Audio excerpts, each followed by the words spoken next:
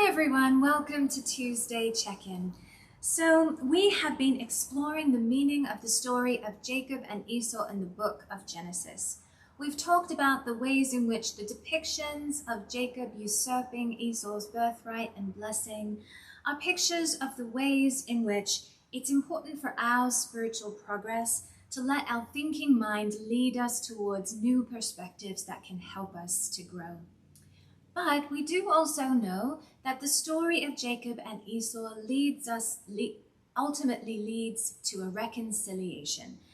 And this is a picture of the way in which true growth will always circle us back around to love. Our desires, our will, the state of our love will always be the center of our being.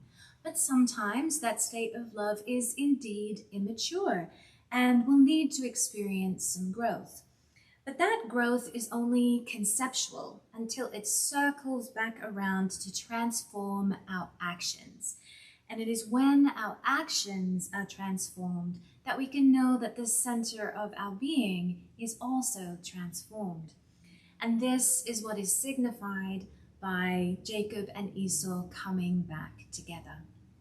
So, in the text, because this is represented by some of the most poignant verses in the Bible, I thought we would just sit with those verses today, basking in the possibility of the culmination of this process within us. We'll listen to Genesis 33, verse 3 and 4, 3 times with some silence for contemplation in between. And then we'll just finish out with listening to verses 8 through 11. So, I invite you now to just settle in your seat wherever you are.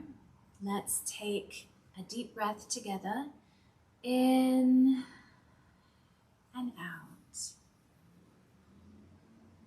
And one more breath, in and out. Jacob himself went on ahead and bowed down to the ground 7 times as he approached his brother. But Esau ran to meet Jacob and embraced him. He threw his arms around his neck and kissed him, and they wept.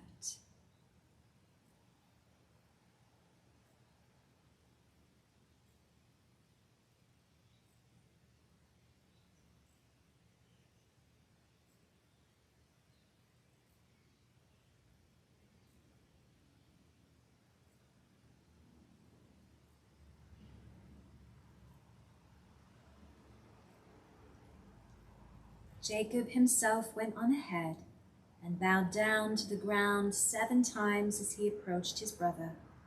But Esau ran to meet Jacob and embraced him. He threw his arms around his neck and kissed him, and they wept.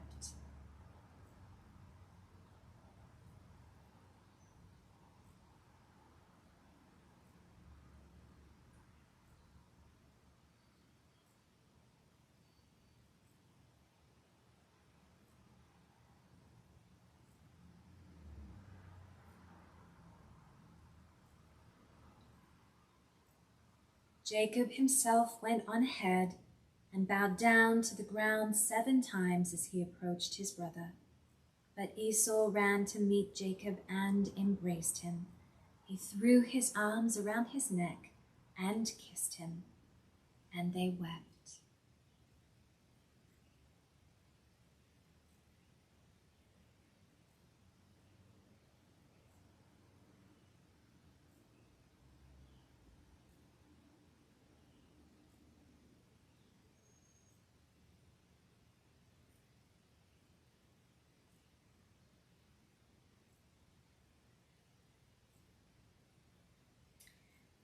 Esau asked, "What's the meaning of all these flocks and herds I have met?" "To find favor in your eyes, my lord," Jacob said. But Esau said, "I already have plenty, my brother. Keep what you have for yourself." "No, please," said Jacob. "If I have found favor in your eyes, accept this gift from me. For to see your face is like seeing the face of God, now that you have received me favorably." Please accept the present that was brought to you, for God has been gracious to me, and I have all I need. And because Jacob insisted, Esau accepted it. Amen.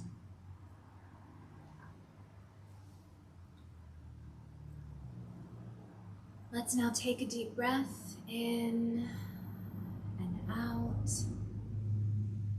letting the movement of the air in our lungs bring us back to the space that we're in. Thank you so much for being with us for these few moments. I do hope that the joyfulness of this story can continue with you throughout the week. Please do join us on Sunday as we continue to consider this reconciliation during our worship service, 10:30 a.m., either in person or online. And just a heads up that this will be the last Tuesday check-in before our traditional August hiatus, so you can look for our return the week of September 10th. Thank you all. Take care.